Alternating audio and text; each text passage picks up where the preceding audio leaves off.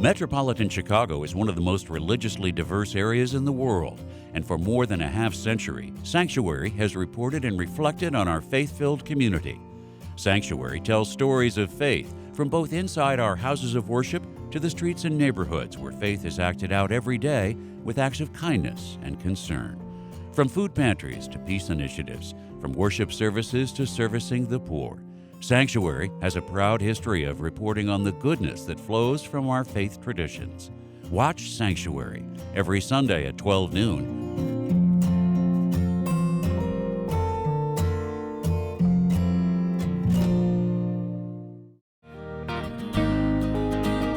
Welcome to Sanctuary, bringing you conversation and stories at the intersection of life and faith. This edition of Sanctuary is produced in cooperation with the Council of Religious Leaders of Metropolitan Chicago. Hello and welcome to Sanctuary.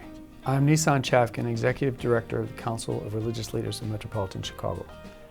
The disruptions of the pandemic, work displacement, school closures, and the dread disease itself have been highly stressful for everyone. The additional challenges of racial justice following the death of George Floyd and the presidential election and its aftermath, our community and our nation have been in a sustained state of anxiety for over a year. And for people of faith, their places of worship have been inaccessible in the traditional ways. These circumstances have taken a toll on the mental well-being of all of us, affecting our day-to-day living and our ability to relate to other people. What is mental health? How can faith communities sustain mental well-being for their members and support those members who suffer from mental illness? Today on Sanctuary, we will explore what faith communities in Metro Chicago are doing about the mental health of their congregations and of their faith leaders. Our first guest today is the Rev Dr Barbara Wilson from the Presbytery of Chicago. She staffs the Mental Health Committee of the Presbytery. Doctor, thank you for joining us today. Thank you for having me. I'm thrilled to have you here. And I was so excited to learn that the Presbytery has a mental health committee, which is really cool. So how did it get there and what do you do? Thank you so much. Well, a lot of work went in community organizing, if I could call it that, but of course it was internal organizing. So before that still counts, that's okay. Yeah, so before we were able to recruit leaders to serve on a committee, what we did through the position in my leadership is work with congregations to learn what their needs were. So this meant for about 3 to 4 years, we established partnerships with both NAMI, the National Alliance on Mental Illness, with the Illinois Mental Health Coalition, which is a statewide organization. We have partnership with McCormick Theological Seminary. And all of this to learn what congregations needed. And so we began to offer mental health education opportunities to create awareness and understanding around mental health and mental well-being. So the mental health first aid, the Chicago Presbytery sponsored that workshop in 3 to 4 congregations geographically. And from each workshop, we gained leaders who were interested in continuing the dialogue and determining some steps forward. Through our relationship with the Chicagoland Trauma Informed for Congregations Network and Advocate Aurora Health, we have been able to attend adverse childhood experiences training, train the trainer. We've been able to have persons trained through Risk and Connection, which is trauma informed for faith communities.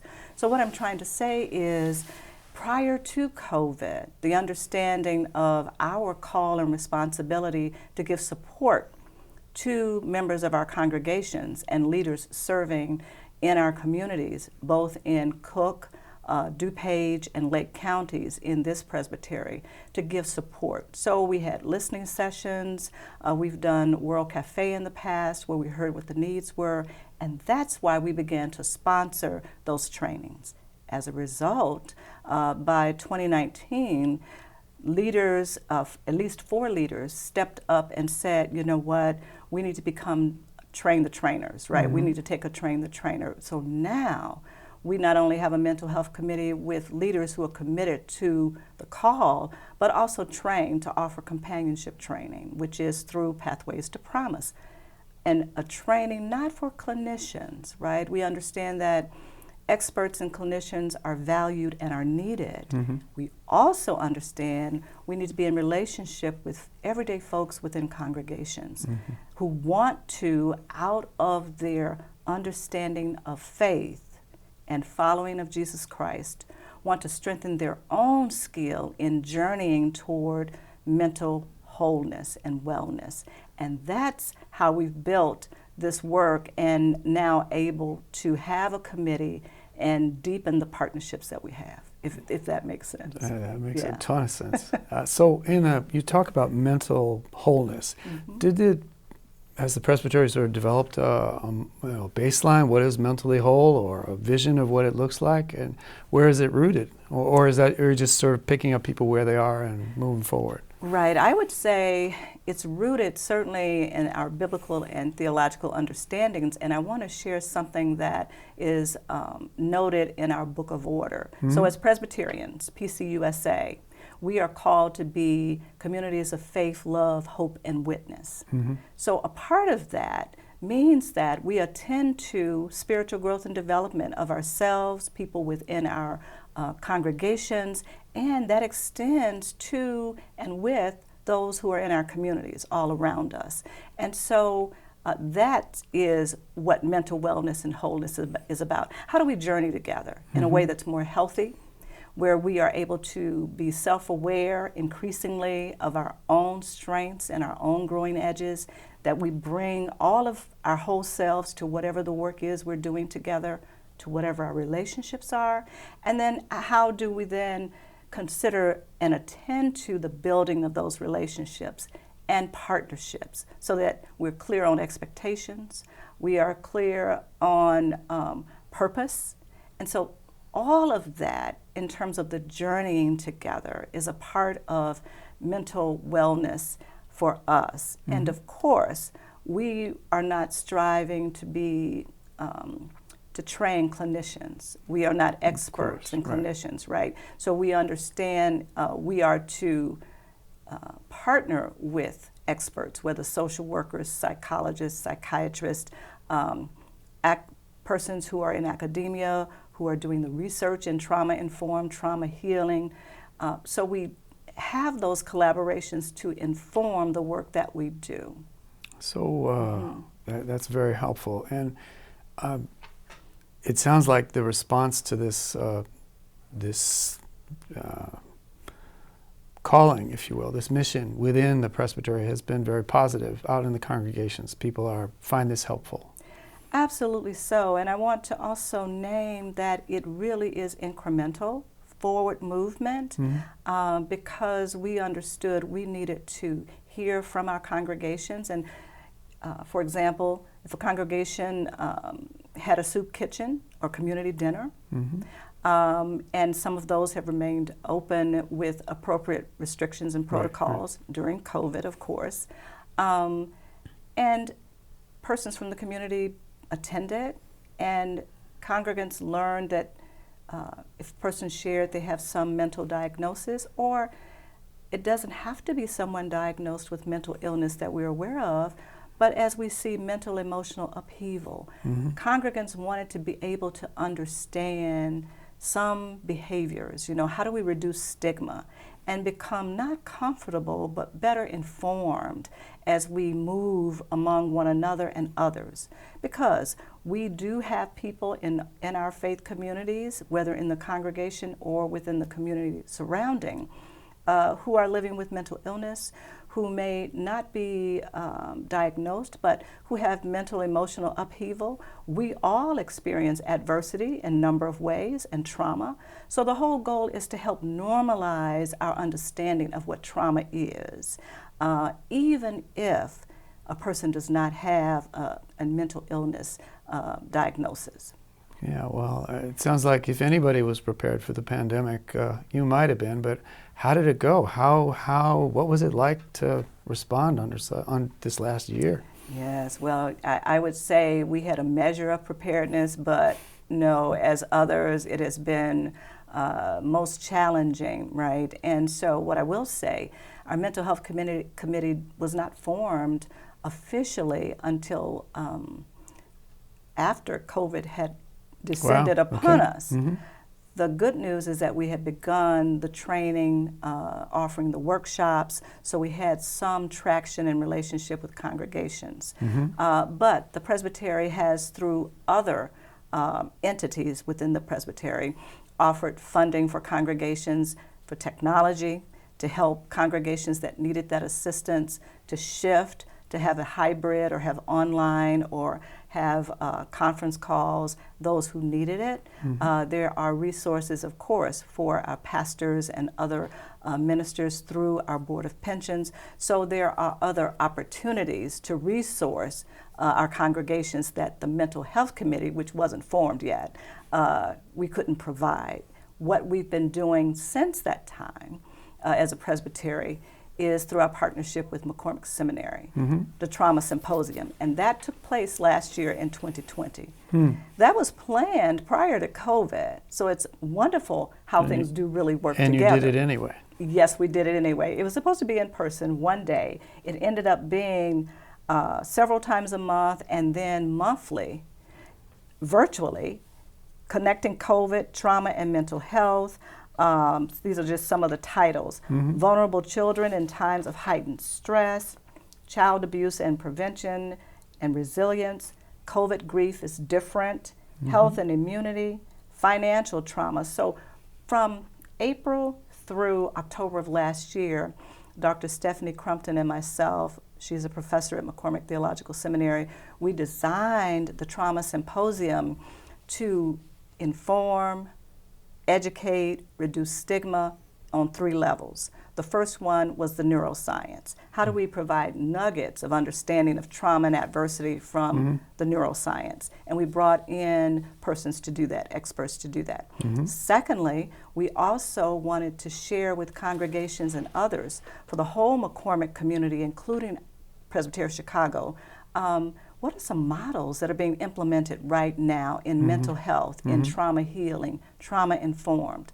And then thirdly, we had persons on the panel who also talked about what is this thing of spirituality and adversity and trauma. So what are the spiritual resources we have?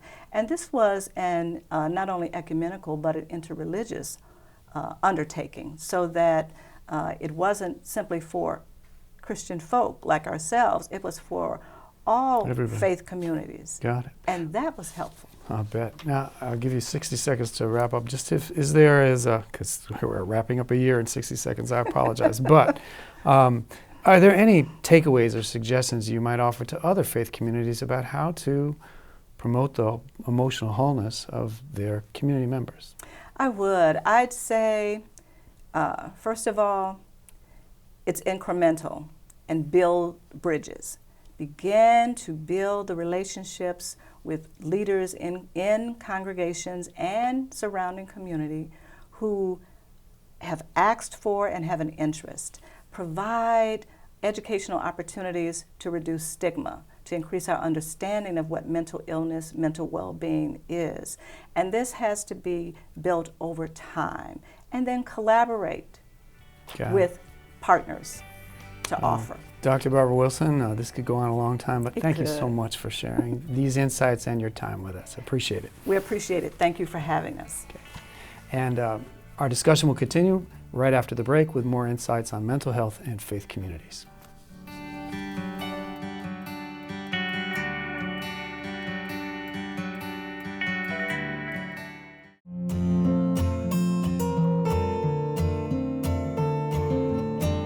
Metropolitan Chicago is one of the most religiously diverse areas in the world, and for more than a half-century, Sanctuary has reported and reflected on our faith-filled community. Sanctuary tells stories of faith from both inside our houses of worship to the streets and neighborhoods where faith is acted out every day with acts of kindness and concern. From food pantries to peace initiatives, from worship services to servicing the poor, Sanctuary has a proud history of reporting on the goodness that flows from our faith traditions. Watch Sanctuary every Sunday at 12 noon.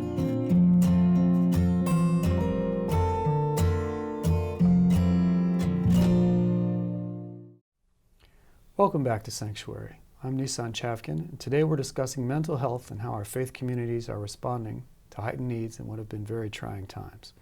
Joining me now is the Reverend Brian E Smith, Director of Strategic Initiatives at the Chicago Theological Seminary. Reverend, so glad to have you here.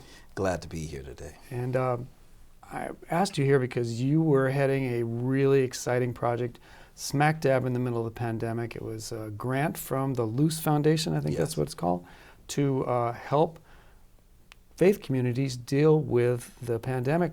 Could you tell us about what it was that you were doing and how did you do it? Yes, this was an amazing opportunity afforded to the Chicago Theological Seminary by the Henry Luce Foundation our previous summer. And we had the opportunity to manage a $150,000 grant, which enabled us to do 4 things. Number one, we were able to engage in critical scholarship around doing theology and pandemics. Then we were able to convene faith leaders.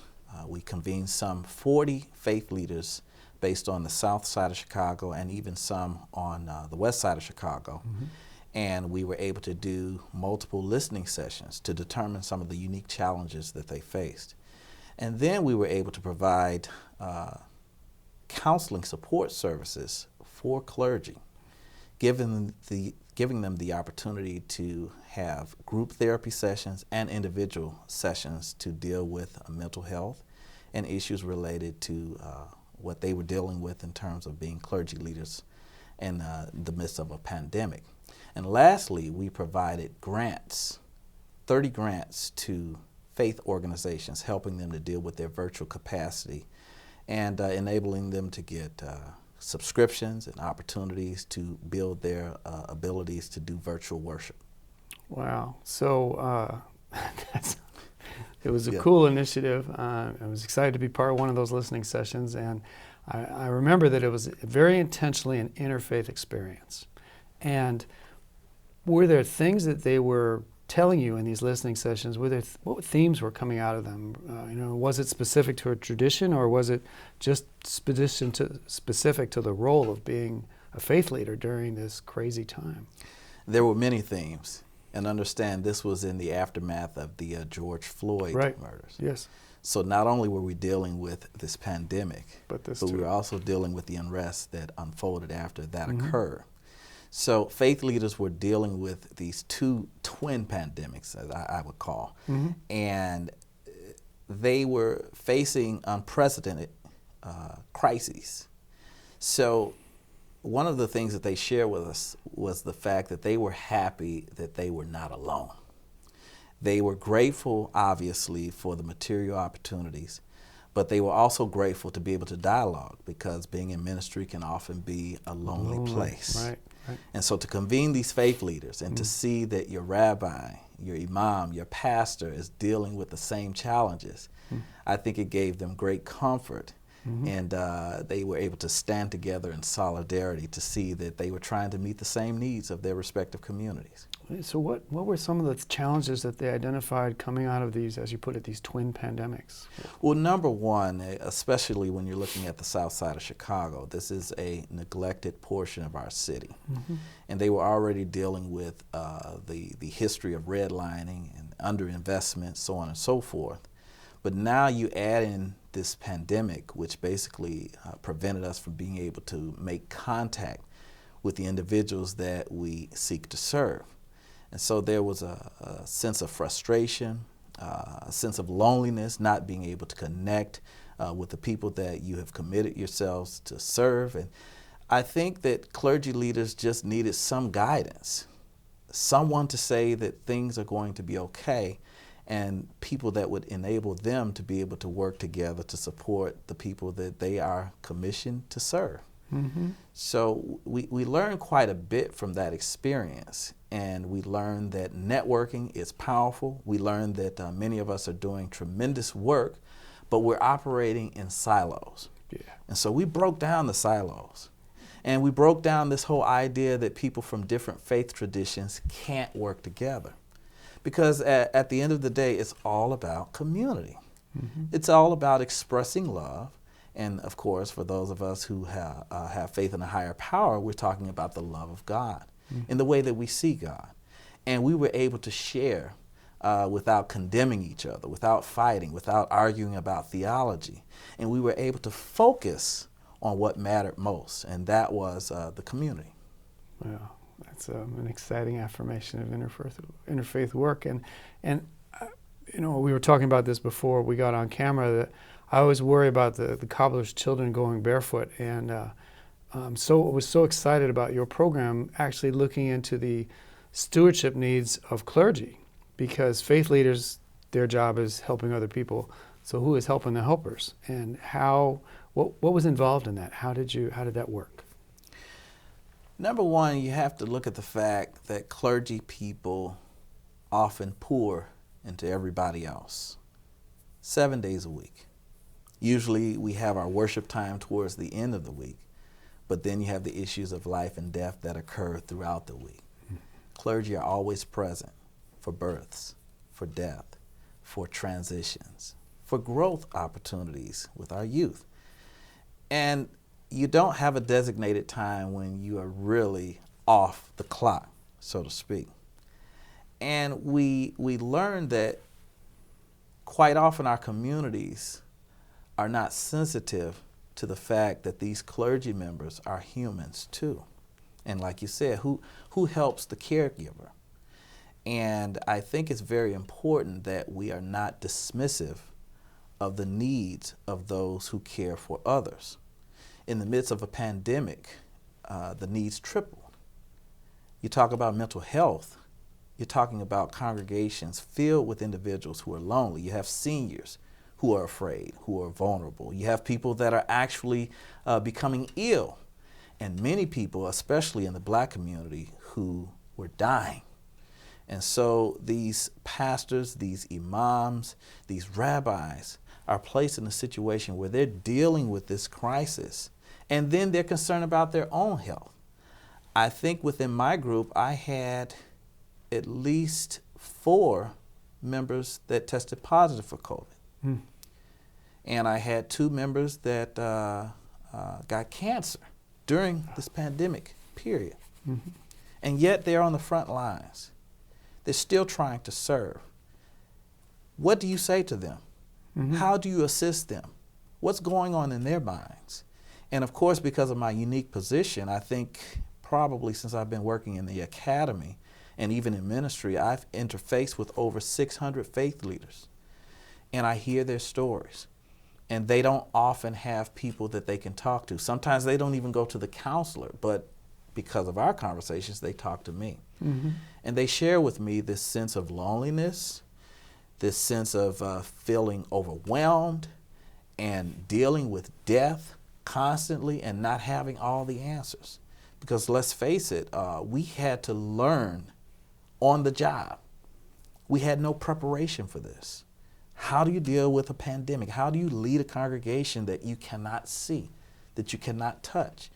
How do you lead from a screen? And we were all faced with this. So this group was able to convene. We were able to not only provide those material resources, but we provided various trainings throughout the period that we were doing the program. And we discovered that we had individuals that were talented within the program. We had cohort members that were also lawyers. We have professors, people that were chaplains, people that are trained in human resources, people trained in technology. And so together we developed this cohort and we began to support each other. It's tremendously powerful. And as we, thankfully, this thing seems to be kind of coming out. I mean, we're getting back to more normal. My congregation's back open a little bit. Your congregation will get back open soon. And what kind of things can we take out of this experience that would allow congregants to be more mindful of those very human and understandable needs of their faith leaders? How can we support you or folks like you? I would say, number one, let's remove the stigma involved with mental health. Explain. I think sometimes we view mental health challenges as strange, and perhaps the person is not able to function because they have these mental health challenges, and we cannot correct those challenges, those issues. And we need to remove this stigma and allow people to get the professional help that they need. There are trained counselors and therapists that are able to help work with people and walk them through the challenges that they face with respect to mental health. And we need to give room to everyone. Clergy, members, everyone should be able to have the opportunity to be helped. We also need to stress self-care. That should be a part of our policies. It should be a part of the job description. Mm-hmm. And we should ensure that our staff members have the time that they need to rest, to recuperate, and to be filled. We should pay attention to our faith leaders and say, you know what, have you taken the time to be with your family?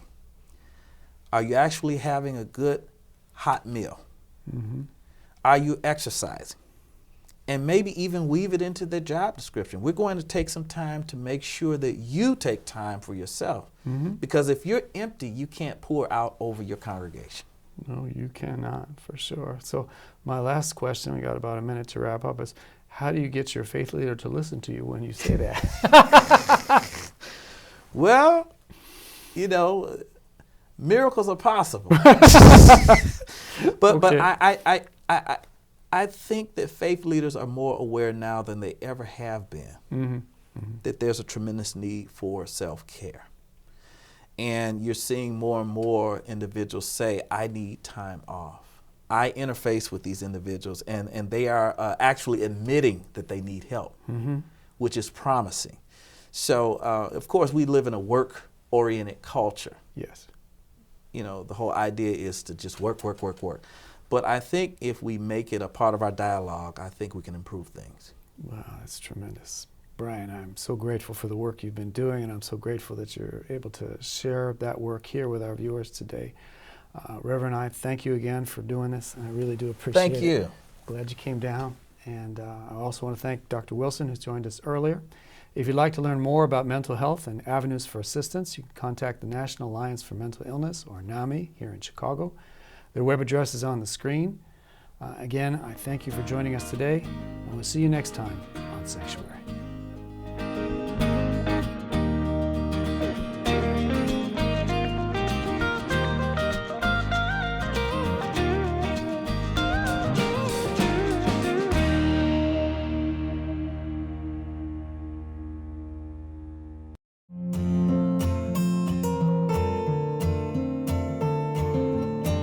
Metropolitan Chicago is one of the most religiously diverse areas in the world, and for more than a half-century, Sanctuary has reported and reflected on our faith-filled community. Sanctuary tells stories of faith from both inside our houses of worship to the streets and neighborhoods where faith is acted out every day with acts of kindness and concern. From food pantries to peace initiatives, from worship services to servicing the poor, Sanctuary has a proud history of reporting on the goodness that flows from our faith traditions. Watch Sanctuary every Sunday at 12 noon